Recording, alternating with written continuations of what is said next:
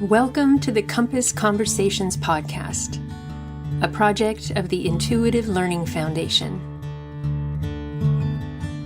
Every conversation here is organic.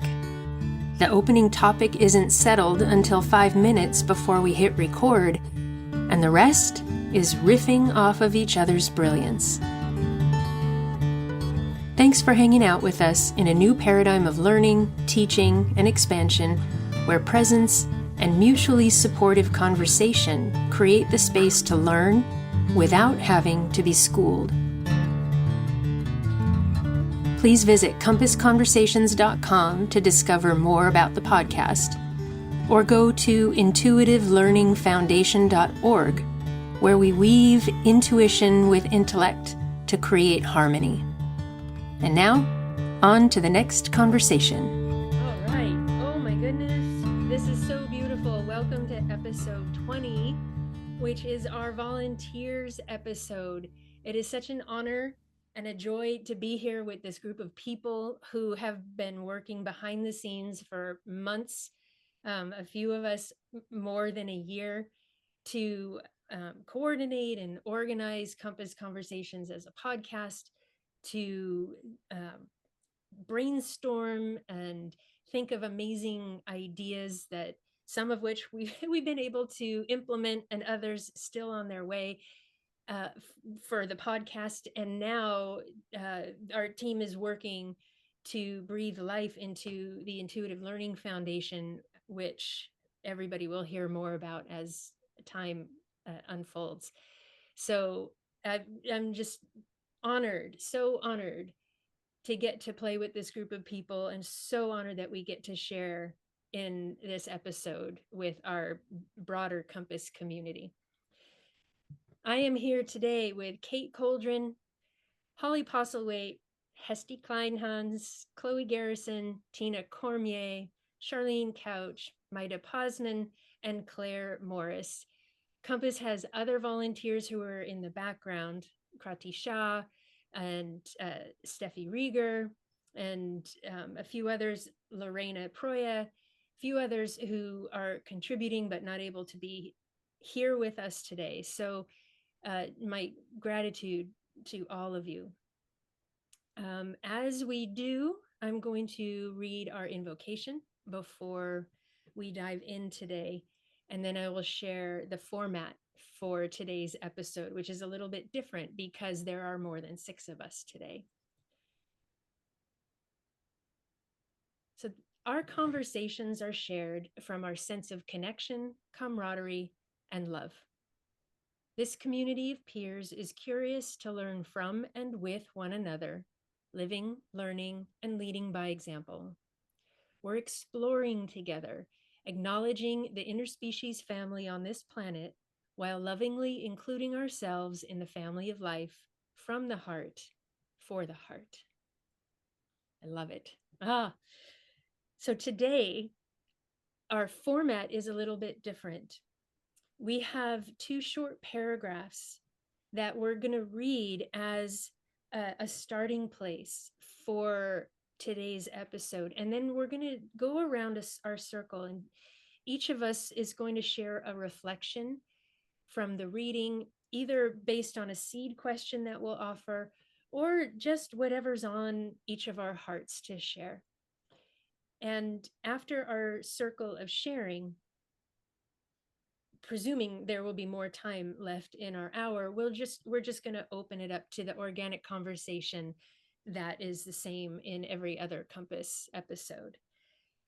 This circle of sharing format is sort of a preview for one of the projects and services that Intuitive Learning Foundation is going to be offering. So spoiler alert, that's where we're all headed, is sharing and learning together and expanding our circles of sharing heart to heart. So that's enough of me saying all sorts of introductions. I'm going to turn the mic over to Chloe so she can read our paragraphs for us and offer one or more seed questions. Over to you, Chloe. Okay, thank you. We are all stewarding each other. We often consider ourselves stewards of nature and animals. But what if animals and nature are also stewarding us, steward each other? Through intuitive connection, shared experiences, and loving interactions, the non-human world selflessly offers unlimited opportunities to feel accepted, seen, and loved. Relationships with all non-human life, we have the opportunity to experience ourselves without competition and with nothing to prove. We can experience the ground of life with we can experience the common ground of life with lives that are very different from our own. What does it take to experience this common ground with other humans as well? Our desire to care for others without greed or judgment and with an open heart is a reflection of nature's stewardship of humanity. The beauty of nature can inspire us to remember who we really are, to be unconditionally invited again and again to remember humanity in the vast body of life. When humans listen with a willingness to learn and connect through our heart, we are receiving and resharing the gifts of unconditional love that our extended family of animals, plants, insects, minerals, sky, and water are eager to show us. And with that, our seed question for today: how do our experiences with non-human life guide us in stewarding one another as humans? Would you read the question one more time? Absolutely. How do our experiences with non-human life guide us in stewarding one another as humans? It's just a tiny little topic, right? So thank you. Thank you. So now we'll just go around the circle, sharing a minute or two of reflection. And when you're finished with your reflection, maybe you can nominate somebody else to go next.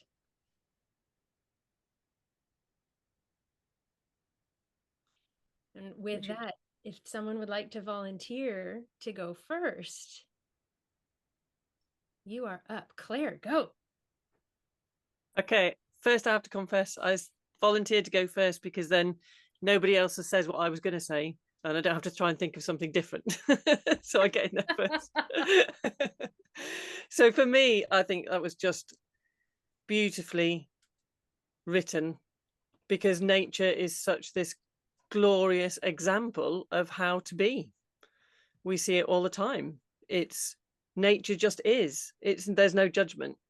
And we can then take that to each other. If we can just accept that things happen, storms happen, but then they pass. Things happen in life that we don't like, but they pass. And it's just, there are beautiful days and there are days that are not so great, but it just carries on. And for me, it's the total non-judgment that we can then offer, if we can find that, is to then offer to fellow humans, because in that non-judgment then we can feel safe, and we can feel safe to be who we actually are and show who we are on the inside, on the outside, because that's also what nature is doing. Is just, this is a tree, I am a tree. It's not a tree trying to be something else. This is it. And I think that's just such a beautiful example when we can open our eyes up and see what's in front of us with our heart, not just with eyes. So yeah. I'll pass on to Kate.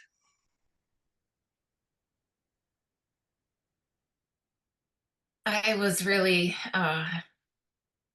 deeply moved by this. And it's funny because I didn't read it like I was supposed to. But it's funny because I came to where I needed to go before anything kind of unfolded. So I'm a first-year beekeeper. I recently started keeping bees here at home. kind of accidentally. I just kind of bought some bees, and then my husband told me that I didn't know anything about bees and that I needed to go to class. So I proceeded to do just that, and he did join me, so we do it together. But it's working with the plants and the insects, right? It's getting to observe their life cycle and how the different roles of the bees, as they grow, they change their job in the hive, right? So first they're cleaning, then they're being nurse bees, and then eventually at the very end of their lives they go out and forage, and they do little dances to tell the other bees where the food sources are, and communicate with one another in a very different way than humans. This, they don't have words, right? So the thing that I wanted to share was poplar trees are one of the very first large sources of pollen for the bees. And we have some very old poplar trees around where I live. And I was just so excited. I was like, oh, all these bees are going to find these trees. And then I sat and I meditated on it for a few minutes. And I was like, wait a second. These trees are calling the bees to them. So that to me is just profound. And it was just such a kindness that the world gifted me to share that.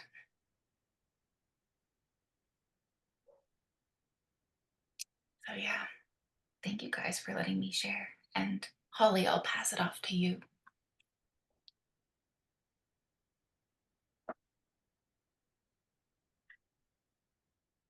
I knew I'd do something mess up. I couldn't find the button. Anyways, thank you, Kate. That was beautiful, and I'm so glad to be here. Hi, everybody. I'm taken back by your bee story, so I kind of already forgot about the main, the other paragraph that we read. But I had seen something similar about bees and how the queen bee makes 20,000 trips to, different pollinating plants all over. It was fascinating. But anyways, you just brought to mind, and the reading kind of brought to mind how I live with a couple cats and a dog. And during this evolutionary journey I've been on, and Compass has been an integral part of that, I'm just finding fascinating things that keep happening in my aura. Like they just, the animals are talking to me, I suppose. But the other day, there were these big bugs that had blown into our back patio, and they were upside down. And my grandson's going, "Oh, Grandma, look at these dead. They're these dead bugs." And I go, "Grant, they might not be dead. They could be. What if they're thirsty and they're stuck upside down?" So he and him, and they were huge. We don't know what kind of bugs they were. They were like this big. Almost looked like a palmetto bug, some type of beetle. But anyways, we flipped them over and put some water in front of them, and you could see their little, they were drinking. They were getting their little things up, and they were drinking. He was drinking the water. So then we flipped the other one over, and we flipped the other one over. One didn't move at all. But anyways, it was just that moment that I think sharing with him, that we just held these precious bugs, in, I don't know, in life. And it was just a beautiful moment. So I just wanted to share that, which wasn't anything I wanted to talk about when I first heard Chloe reading the paragraph. So as you can tell, I'm a little nervous, so I'll pass on to Claire. Oh, wait, she already talked. Sorry, Charlene. Thank you, Holly. I feel like we're all circling around this same piece of nature is it shows us wonder, right? That's and in a way that for me has always been much more profound than that which I find or have found with people. So as a kid lying on the ground, pretending to be the grass and feeling the earth and being held. And I continue to come back to that because I think that for me and maybe for others, there's a sort of a heart craving to be held like that and to be a part of, I'm the earth, I am the grass. And so I started trying to pick away at that and what is that and how can that be easier for me and maybe for other folks who would rather lie in the grass than go to class or a board meeting. And I think for me it's presence and it's fearlessness. And fear is, we all began to talk before this podcast recording began that, there are fears, and showing up and showing your face and saying, what's in your heart. And because a lot of us have never heard others do that. And it's powerful when someone else does. And so I think nature stewarding us to learn things like, wow, I want to be held in non-judgment. I want to be heard. I want to be seen. I want to feel the sun tickle my stems and leaves. I want to be present. And those are things that, I need. And I think that all of our human relationships crave, presence, being seen, being heard, feeling felt, and getting gotten. And for me, that's what nature has brought into my awareness. My horses have brought into my awareness that presence is, it's worth more than anything I can imagine. I'll pass this off to Maida.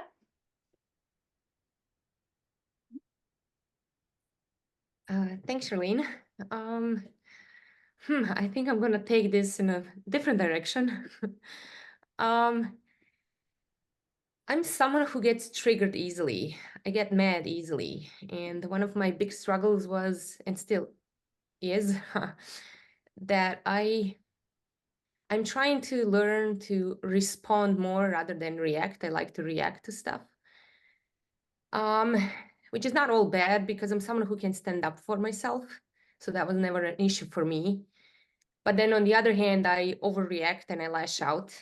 And that I know that is one of my, I'm not going to say problems because that's really judgmental, but things I would like to work on and get better at before I die, I guess. So anyways, and when we are talking about my experience with non-human life, I'm going to talk about animals. So I had a dog for like about 11 years. She passed last year and it was really, really tough. I mean, now when I think of her, I need to, it's really hard. So, and she was more than a dog. I know that sounds, no, it doesn't actually, but we had dogs and she was not a dog. We would joke and we would say she was a border collie, and we would joke and we would say, oh, the next step in reincarnation from a border collie is a human. She was a human in such a weird way. But anyways, she had a way of triggering me like no other. I mean, it was incredible. She would do something that to other people would seem stupid, but I would be pissed in an instant.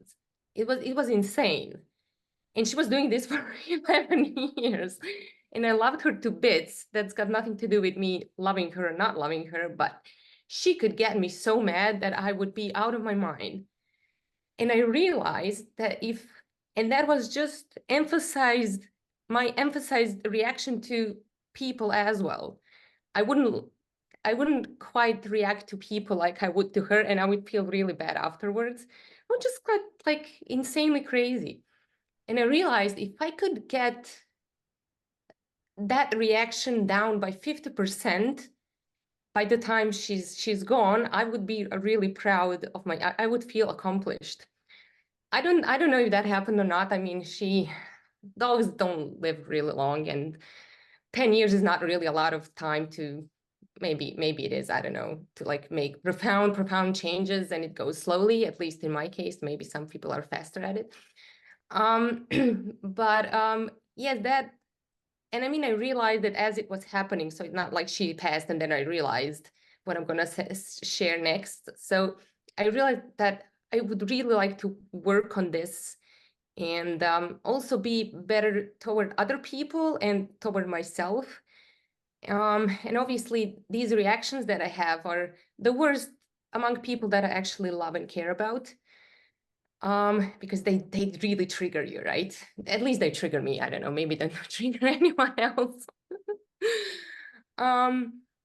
So, and now there's another, I think my life lesson that ties in well with this is that I need to practice patience. And this is something that horses really bring out. I always want things to go faster, and they need to progress faster, and stuff need to happen faster. Everything needs to be faster, basically. So this is another life lesson that I'm working on, that I should just take time, breathe, whatever it is, and just take time to respond rather than react, and just like be patient with things in general, people and non-human forms of life as well. So yes, this is my big takeaway from my interactions with animals mostly. Yes, so thank you for listening. And I'm gonna nominate Chloe. Yes. Sure. Mine has that same theme to it.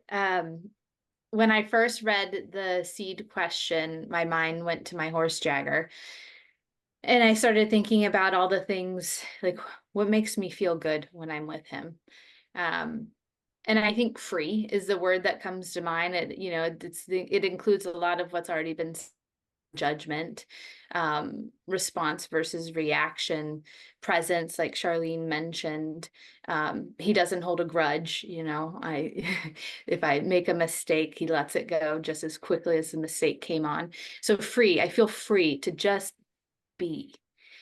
And how does that guide me in stewarding others? I think it's kind of twofold for me, and I didn't really come to this till a few minutes before this call. First, it's just being a human, in a dynamic world with other people, just being accountable for myself and stewarding myself, whether it's with family, with you guys, with work, whatever, cashier at Publix, whoever. But being free and me and non-judge, all of those things in this dynamic world. But then the added layer that, dang it, the emotions that hit me before this call is being a parent and stewarding my children. Sorry, I can't help it. How do I create that space for them? How can I be Jagger for them?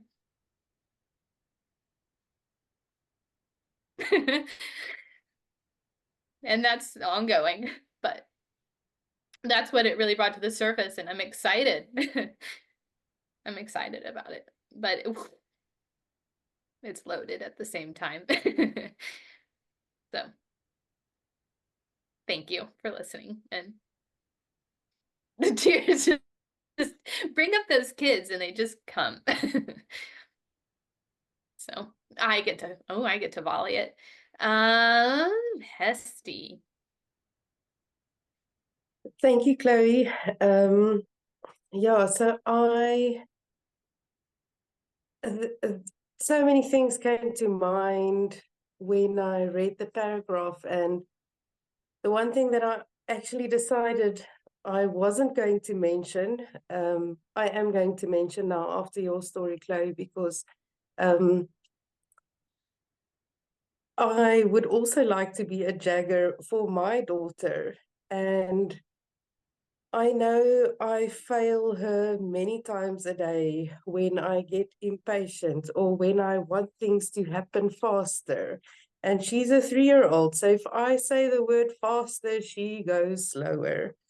But when I put her to bed earlier on, we had to play We Are Cheetahs. And she was the baby cheetah and I was the mommy cheetah. And we were sleeping in a cozy cave.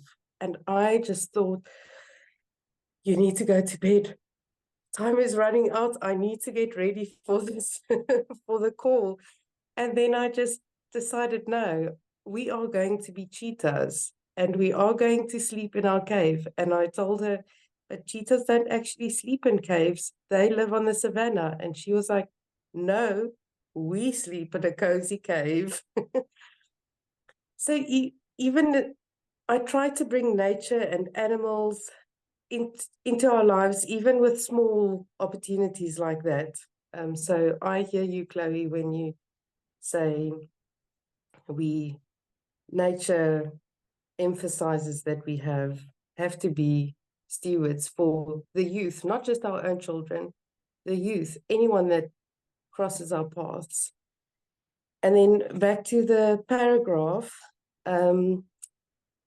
nature gives me perspective, and that is how I can remember and steward myself and people, because nature gives me perspective. I tend to get drawn into problems and issues very quickly in myself and other people's problems and hardships. And when I see a beautiful view, or I see a sunrise, or I see a sunset, those colors in the sky, or the mountains, or if you just look at nature, or you have that moment in the shade of a tree where you just feel that cool calmness going through you. Yeah, if I look at a view, I drive up a hill every morning going to work, and people must think I'm crazy because many mornings I stop with my phone and I take a photo because I think I need to remember this. This is what's giving me the energy for my day, because when I see that view and I see the hills and I see houses, I see the imprint of humanity in nature. That energizes me and makes me feel a part of humanity without any issues, because I see everything around me. I don't just look into my own issues and problems. I know somewhere down there, someone else is also going through what I'm going through, or even worse. Yeah, so nature gives me perspective, and then nature gives me a way to look for value in myself. I am very critical about everything I do. And then I chastise myself. I talk negatively to myself the whole day long.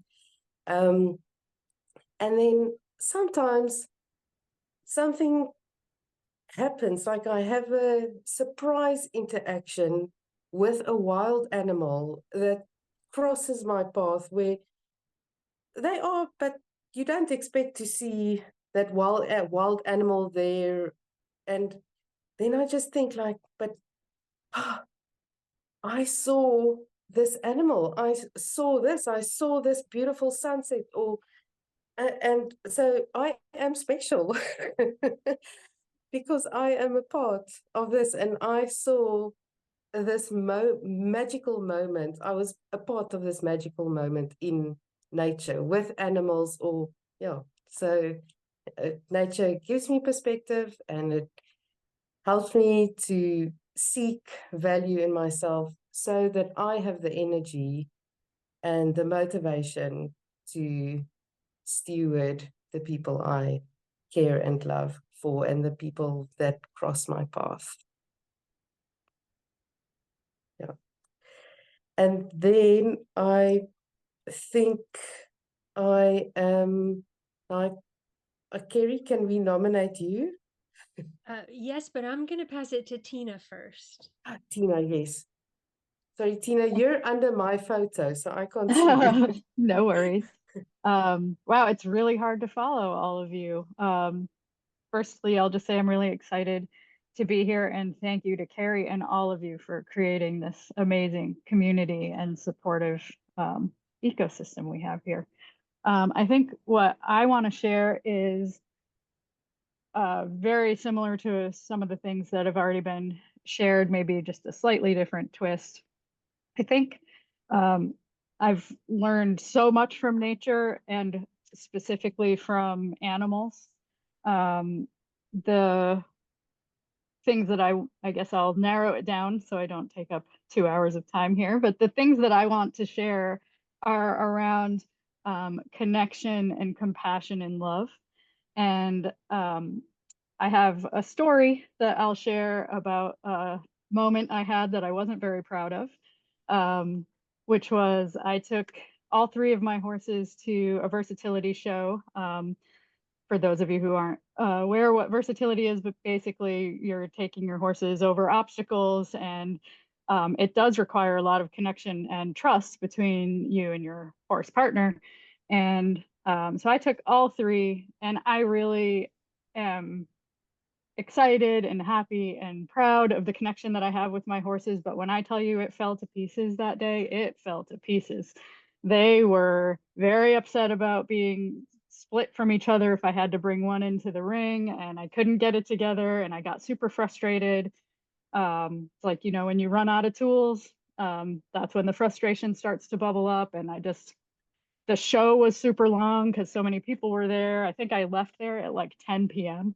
and had gotten there earlier. So it was just too long of a day. There was just all these things. And I beat myself up for that, like thinking, you know, I should have left way earlier and just scratched all my classes and been like, you know, this is too much. We weren't ready for this, or whatever the case was.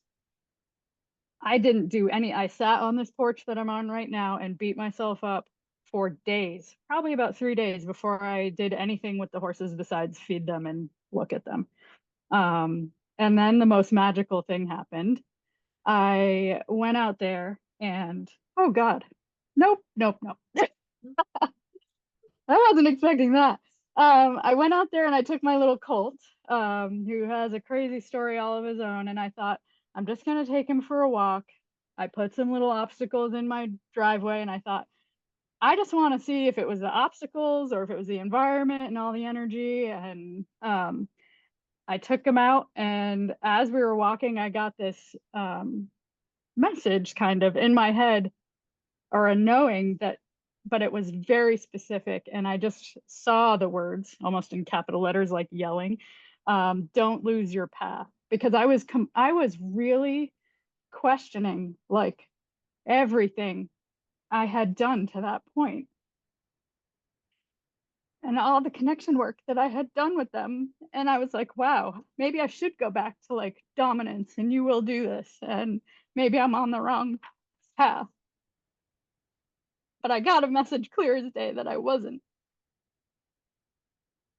And so, to summarize, I think what I what I learned there was, you know, not to resist or try to change what's happening, either within myself or within them, and to try to just be there as a support, to support them on their journeys, not to try to change who they are or what they're feeling. And that's what I try to bring to people in my life as well. So I'm a body worker, an equine body worker, and an educator at a rescue. So, you know, my job there is to bring wonder and connection to little kids who may not have that. And so experiences like the one I just shared, obviously still bubbling up for me, but just really help me be compassionate with myself and to accept where I'm at in my journey, and to do that for other people as well, which is really hard. Thank you for listening. Wow. Wow, wow, wow. Thank you, everybody. When I was 11 or 12 is when I started asking horses directly, how do you do it? How people hit you, they hurt you, they dominate you, they don't see your beauty, they just take from you and you keep giving. How do you do it? How do you stay so generous? Show me. And I feel like everything we've all been sharing here today is reflective of what I've been hearing from the horses directly, but truly all of life is, it's the absence of judgment.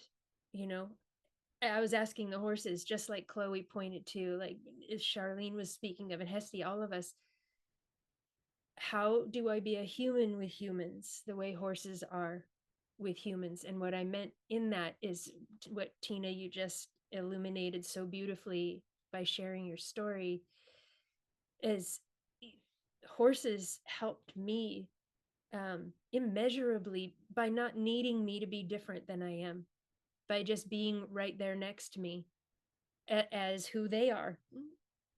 You know, even if it was a horse that people had dominated and needed some help themselves, they were still just being honest. Well, this is me when I've been treated this way. I'm just being honest. And the stewardship I have received from horses and redwood trees and air everywhere, it's cultivated my heart and my vision to truly like receive, like when I look, I'm just looking out at the trees out that are just right outside here, and every time I look at them, I just feel like I'm being given this gift of presence, like Charlene was talking about, and Claire too. Like, can I be available to recognize the presence all around me? And it's just a different paradigm, right? Than humanity teaches, okay, steps 1 through 8, and you will be present, right? Like, get present. Like, what does that mean? You tell a mind to get present and it just like, you know, hits eject and runs out the side door. But instead to just be available to recognize presence. I guess those are the words I have today for how I feel stewarded by the life that humanity shares this planet with. And it's just super nourishing to me. And I think, I don't know, I think we need a different word than humbling. You know, I think it's making real, right? Helps me realize who I am, which is no better or no less than any other form of life. But I think that's part of the journey, is we just get to discover what that means, you know, and before what it means, what it feels like to be side by side. And, you know, and I love all this sharing, because we just all have different words, right? We've all got different stories and different ways to relate to all of this. And what if that's the beauty? I'm curious how you guys are all feeling now, if the nervousness is still there for sharing, or if that goes away, you know, as we actually do share. How are you guys feeling now that we've been around our circle? I think it's lovely. I think that we said it slightly before, that when someone is vulnerable enough to be honest, it allows other people to be honest. And that is what nature gives us, is that honesty and that presence. And so when hearing everybody's stories and the different perspectives, the nervousness, the anxiety goes away. It's like, you know, I'm not being judged here, I'm being accepted. And that's just beautiful. it's just a lovely place to be in. It's a lovely space to be in, and it's a lovely space to offer. And as I was listening to everybody, I'm sure that everybody here wouldn't ever say they were anything special, more special than anyone else. And everybody here would probably, like myself, say I'm, fairly ordinary. But this isn't ordinary in the sense that it's not exceptional, not wonderful, and this can be common, that this way of feeling and this way of being, it becomes ordinary, but it would change the meaning of the word ordinary. We find extraordinary things in the everyday, and that's the same with nature, is that the horses are gracious with what they teach us all the time in their ordinariness, even when you're walking alongside them, that they allow this, and they allow this day after day. And that's what is given to us, and that's what we give to each other when we're vulnerable enough to be honest, truly honest, coming from the heart, not just this is what I think you want me to say. And that's hard. It's hard, and it's hard for both parties, because it's hard sometimes to be accepting of what other people may bring. As Maida said, if somebody's upset with you, it's hard to be in that presence sometimes, but that's just, and if we can let that difficulty go, that's just what you're feeling now. Like you say, that's with the people, we often do that with the people we love the most, but that's because we feel the safest to be our vulnerablest, most vulnerable selves with the people who love us the most, because they will still love us afterwards. Yeah. So thank you all. It's just lovely to be a part of this community, knowing that, and I know it's not just us guys here on the screen, I know it's the people listening who feel this same way, and it's a fabulous community to bring forward and offer. So thank you. Thank you, Claire. Beautiful, beautifully said.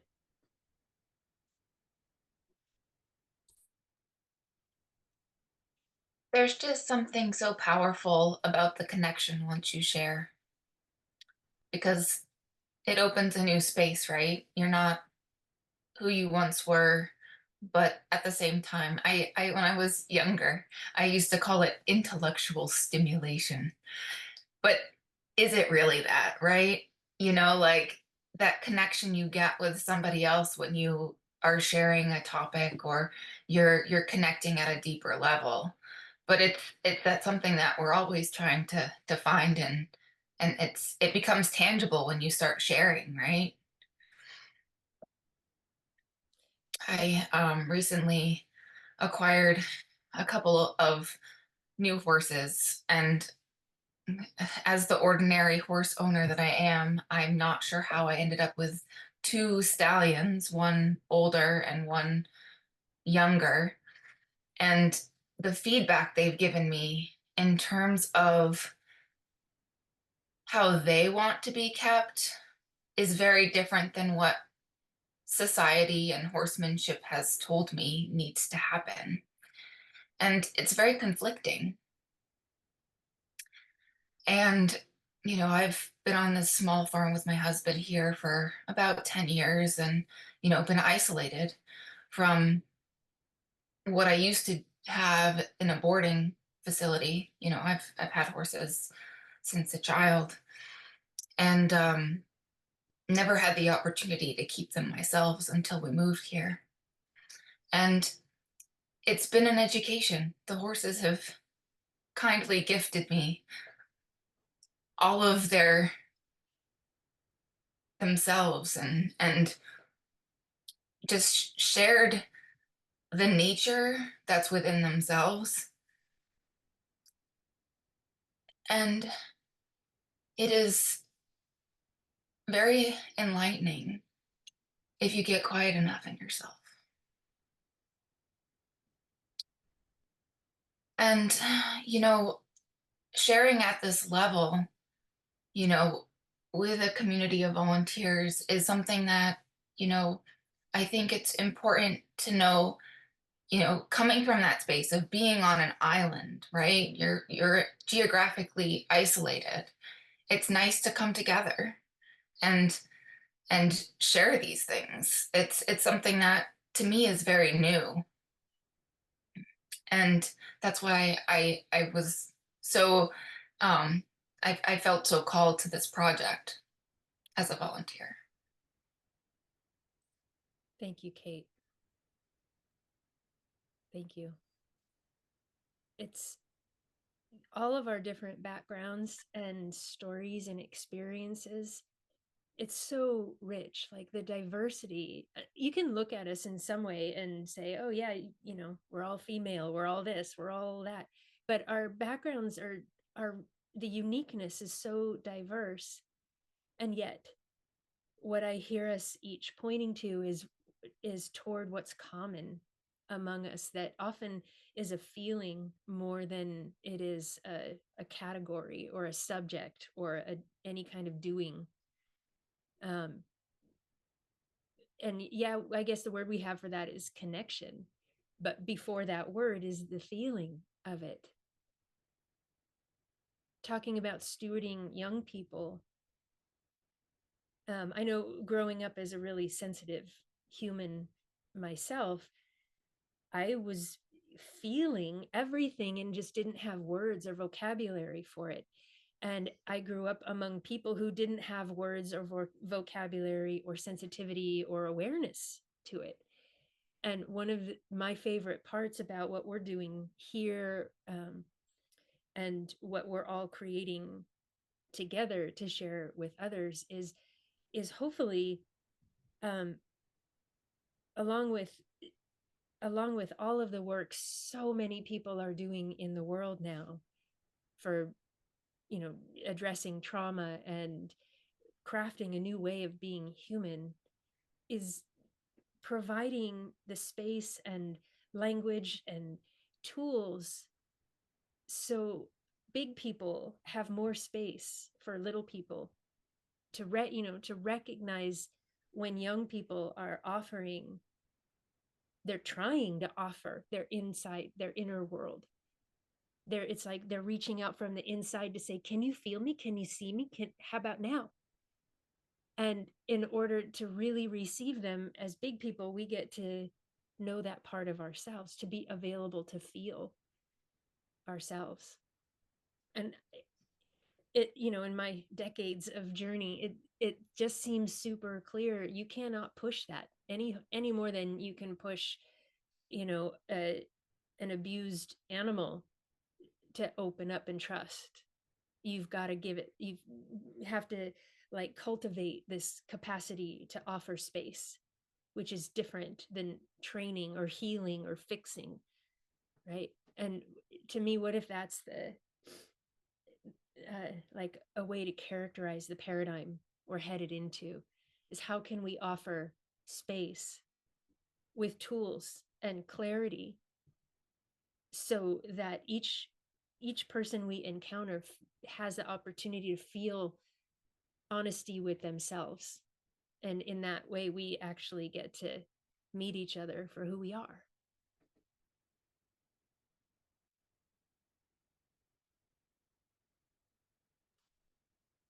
I was going to say too, after sharing, you know, going back to the first question you asked about how we feel now, you quickly come to realize that most of the judgment, self-judgment, that it's self-imposed, and once you do have the opportunity to gather in the share and you get that feeling you were just describing, Carrie, to me, it makes me want to giggle because I put myself through all of that but I'm doing it to myself. So it's illuminating, but it's also like a big hug feeling I get after sharing. And then it's okay, but then I get this feeling like I'm doing it to myself, like that self-judgment. That's where most of it's originating for. I can tackle that. Does that make sense? Yeah. You got this, Chloe. I want to chime in here, and because before we started this, we were talking about our fears of sharing. And since we're talking about sharing, and I had shared that, you know, I can't collect my thoughts when it's time to speak, and I can't get it out there and speak fluently. And Carrie reminded me a couple things. I thought, yeah, okay. Well, it happened today. I already had a thought based on listening to the beautiful writing. Where I'm not sure where that came from, but it was beautiful. And then the seed question. And then I got caught up in Kate. Oh my gosh, that story of the bee. And then Jagger. And then, you know, then the feelings start and everything. Anyway, so I wanted to touch base on the thought of stewardship and pointing to what Carrie had just mentioned about with children.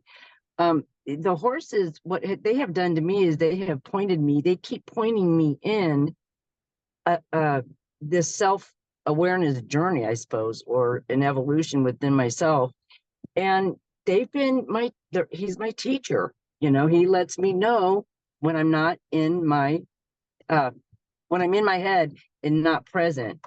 And Carrie kind of pointed me to that in the very beginning when I first reached out to Carrie, and she did a session at my place with my horse, and I wasn't being present and I wasn't being available. And that is something that I've learned through this journey, and the stewardship. Anyways, that's it. Thanks. Thank you, Holly. We're at kind of the hardest part of the Compass episodes, which is the 10 minutes till finish mark. Like, generally we can continue these stories and let it blossom and blossom and blossom, but just to honor the structure of the episodes being at about an hour, we've got about 10 minutes to go. And I'm curious what we're curious about here, or anything you'd like to share about participating in Compass or the journey of expanding into ILF, because there's so much that the broader community doesn't know yet that's going on behind the scenes. So what, I don't know, maybe just another prompt. What's inspiring for you guys about the direction that we're headed? Or where's your curiosity at this point?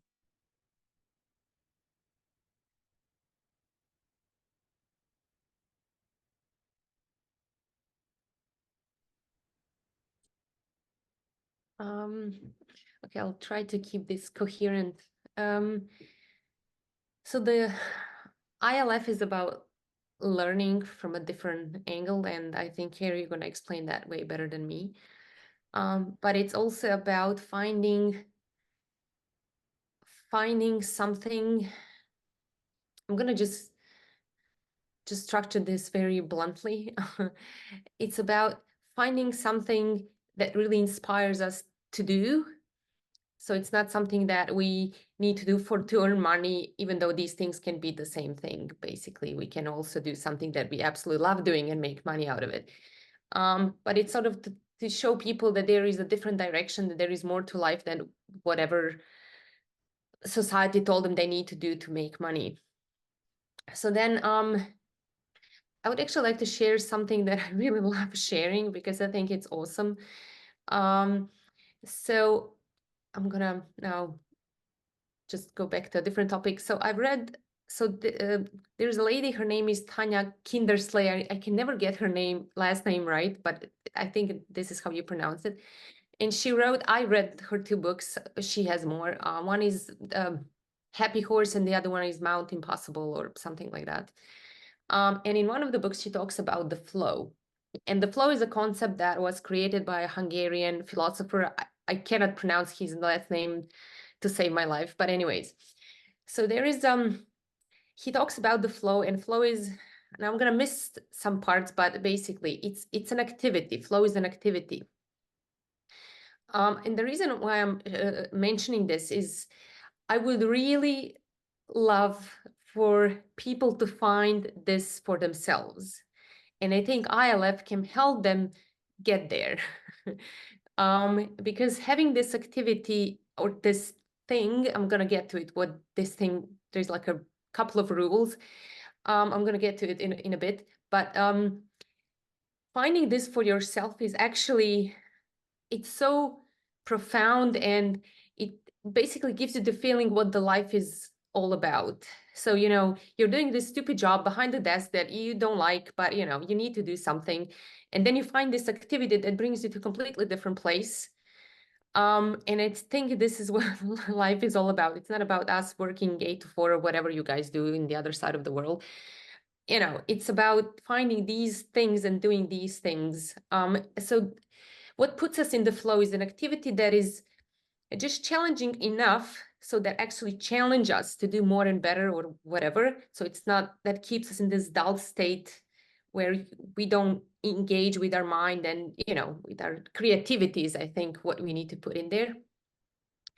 And while doing this thing, we forget about the time, space, everything. We're just so immersed in this thing that we cannot think about, oh, paying the bills, or did I leave the stove on, or you know, my cats are hungry at home, or whatever it is that our general mind chit chatter is. So it clears our mind, and we are just there doing this thing for the sake of doing this thing. So the purpose of this thing is not a goal. There is no goal to this. It's like music. Music has no other goal or purpose besides being music.